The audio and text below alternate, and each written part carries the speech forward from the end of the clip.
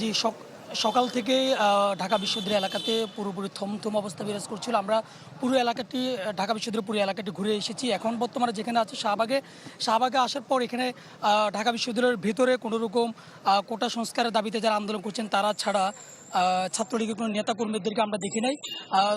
তবে শাহবাগে আসার পর আমরা এখানে দেখেছি যে শাহবাগের বাইরের অংশটিতে যুবলীগ স্বেচ্ছাসেবক লীগের নেতাকর্মীরা ইতিমধ্যে এখানে একত্রিত হয়েছেন। তারা এখানে সমাবেশ করবেন এবং এখান থেকে তারা সিদ্ধান্ত নেবেন যে তারা কোন দিকে মুভ করবেন।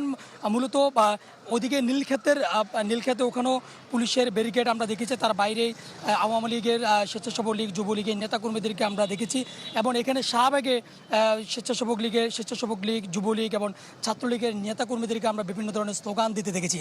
এবং অপরদিকে শাহবাগ থানার সামনেই এখানে পুলিশ ব্যারিকেড দিয়েছেন এবং এখানে কোনো রকম ঢাকা বিশ্ববিদ্যালয়ের শিক্ষার্থী ছাড়া কাউকে ঢুকতে দেওয়া হচ্ছে না।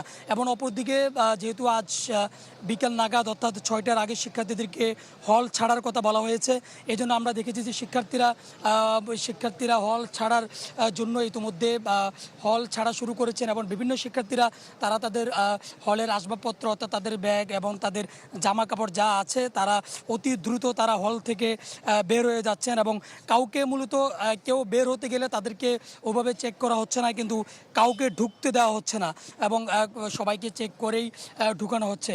কিছুক্ষণ পরেই টিএসসি চত্বরে যেহেতু কোটা সংস্কারের দাবিতে যারা আন্দোলন করছেন তাদের কয়েকজন নিহত হয়েছেন বিভিন্ন জায়গায়, তাদের গায়েবানা জানাজা অনুষ্ঠিত হবে। সেই গায়েবানা জানাজাকে কেন্দ্র করে ইতিমধ্যে ঢাকা বিশ্ববিদ্যালয়ের বিভিন্ন জায়গায় বিশেষ করে চত্বরে আইনশৃঙ্খলা রক্ষাকারী বাহিনীর সদস্যদের ব্যাপক উপস্থিতি আমরা দেখেছি। পুরো টিএসসি এলাকাকে ঘিরে রেখেছে আইনশৃঙ্খলা রক্ষাকারী বাহিনীর সদস্যরা এবং তারা বলছেন কোনো রকম অপ্রীতিকর পরিস্থিতি যেন না ঘটে সেদিকে তারা সর্বোচ্চ নজর রাখছেন এবং সেই জন্য পুরো ঢাকা বিশ্ববিদ্যালয় এলাকাটাকে পুরো নিরাপত্তার বলয়ে রাখার জন্য ইতোমধ্যেই সব জায়গায় আইনশৃঙ্খলা রক্ষাকারী বাহিনীর সদস্যরা রয়েছেন এবং সবাইকে চেক করেই ঢুকাচ্ছেন। এবং দেখতেই পাচ্ছেন যে যারা ঢাকা বিশ্ববিদ্যালয়ের পড়ুয়া শিক্ষার্থী এটি কার্ড যারা দেখাতে পাচ্ছেন মূলত তাদেরকেই ভিতরে ঢুকতে দিচ্ছেন।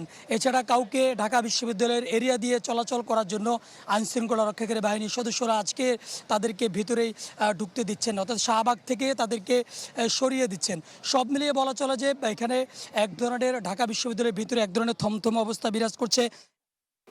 অপরাজ্য বাংলার সামনে চলছে নিপীড়ন বিরোধী শিক্ষক সমাবেশ, সেই বিষয়ে জানাচ্ছেন শামীমা সুলতানা।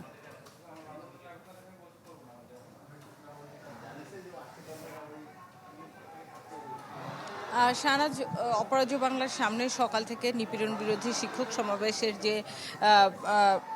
যে সমাবেশটি চলছিল সেই প্রতিবাদ সমাবেশ কিন্তু এখন সেটি শেষ হয়েছে এবং সেখানে যেসব শিক্ষকরা জড়ো হয়েছিলেন তারা এখন ভিসির বাসভবনে এসছেন এবং তার সাথে তারা কথা বলবেন। যে তারা যেটি বলছেন যে ইউজিসির প্রেসক্রিপশনে কেন বিশ্ববিদ্যালয় বন্ধ করা হচ্ছে, যেহেতু এটি একটি স্বায়ত্তশাসিত বিশ্ববিদ্যালয় সেজন্য তারা এর প্রতিবাদ জানাচ্ছেন। এবং ইউজিসির গতকালকে আপনি জানেন যে ইউজিসি কিন্তু একটি বিজ্ঞপ্তির মাধ্যমে তারা জানিয়েছে যে সব ধরনের বিশ্ববিদ্যালয়, সেটি প্রকৌশল হোক, মেডিকেল হোক, সব কিছু বা সাধারণ কিংবা বিজ্ঞান প্রযুক্তি যে কোনো ধরনের বিশ্ববিদ্যালয়কে তারা বন্ধ ঘোষণা করেছেন। তো যেহেতু এটি স্বায়ত্তশাসিত বিশ্ববিদ্যালয়, 73-এর অধ্যাদেশ দিয়ে এই বিশ্ববিদ্যালয় চলে, সেজন্য এখানকার শিক্ষকরা তারা বলছেন যে এটি কেন তাদের প্রেসারে বা তাদের প্রেসক্রিপশনে কেন এটি করা হবে, সেজন্য তারা এর প্রতিবাদ জানিয়েছেন। এবং সেই প্রতিবাদ, তাদের যে প্রতিবাদের ভাষা, তাদের যে বক্তব্য, সেটি সরাসরি উপাচার্যের কাছে বলার জন্যই কিন্তু তারা উপাচার্যের বাসভবনে এসছেন। প্রথমে তাদের ঢুকতে দেওয়া না হলেও পরে কিন্তু তাদেরকে ঢুকতে দেওয়া হয়েছে এবং তারা এখন ভেতরে আসলে কথা বলছেন উপাচার্যের সাথে। আর একটু বিষয় বলে রাখি যে ঠিক উপাচার্যের যে বাসভবন তার সামনে যারা কোটা আন্দোলনকারী আছেন সেই শিক্ষার্থীরা কিন্তু এখন এখানে স্লোগান দিচ্ছেন তাদের দাবি দেওয়া নিয়ে এবং তারা বলছেন যে তারাও একই কথা বলছেন যে ইউজিসির প্রেসক্রিপশনে যে হল বন্ধ করা হয়েছে এবং ক্যাম্পাস বন্ধ করা হয়েছে সেটি তারা মানেন না, তারা ক্যাম্পাস ছাড়বেন না। সেই দাবিতে কিন্তু তারা অটল থেকে তারা এখানে প্রতিবাদ জানিয়ে যাচ্ছেন। শাহনাজ।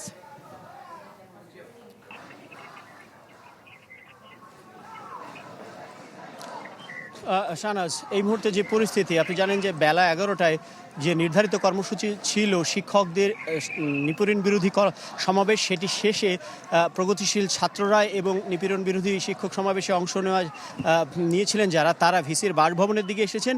শিক্ষকদের একটি প্রতিনিধি দল ভিসির বাসভবনে ঢুকতে চেয়েছেন, কিন্তু তাদেরকে সেখানে আইনশৃঙ্খলা রক্ষাকারী বাহিনী তাদের প্রবেশ করতে দেয়নি এবং পুরো ভিসির বাসভবন ঘিরে বড় রকমের জমায়েত আমরা দেখতে পাচ্ছি।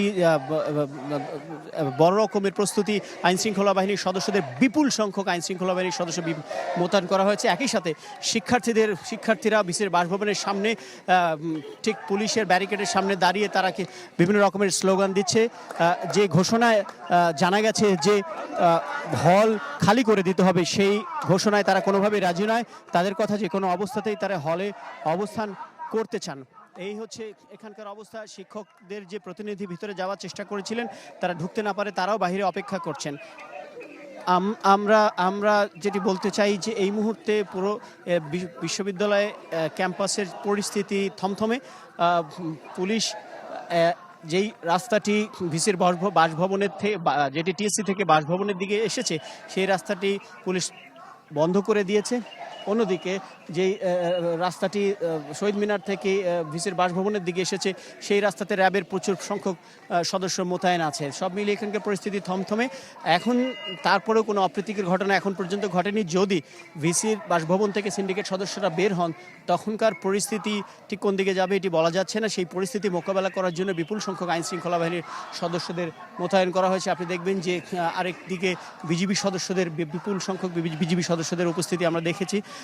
এবং সব মিলিয়ে এই এলাকার পরিস্থিতি খুব একটা স্বাভাবিক বলা যাবে না, যদিও কোনো অপ্রীতিকর ঘটনা এখন পর্যন্ত ঘটেনি। শিক্ষার্থীদের একটি অংশ চলে গেছে কার্জন হলের দিকে। তারা বলেছে যে বিকাল 3টায় যে পূর্ব নির্ধারিত জানাজার কর্মসূচি, সেই কর্মসূচিতে এসে তারা যোগ দিবেন এবং আরেকটি অংশ ভিসির বাসভবনের সামনে বিক্ষোভ দেখাচ্ছেন। এই হলো এখানকার সবশেষ।